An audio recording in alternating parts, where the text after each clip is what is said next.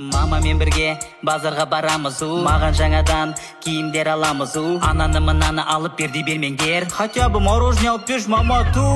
жалғыз емес базарға баламенен келгенде айналып біз өтеміз ойыншық дүкен көргенде киімдерің қаншадан әпке олар 10 мыңнан 2,5-ға берсеңдерші өлдіңдер ма ақшадан бала мұнда қарашы мынаш киім бола ма мама ұят болды ғой қоя салшы орнына не болып қапты соншама жүрміз ғой біз базарда дәл осында екеу алдым біреу оның папаңа болдың ба не істеп кеттің мама жапшы каз көріп қояды ғой бәрі өй кім қарайын деп жатыр саған құрше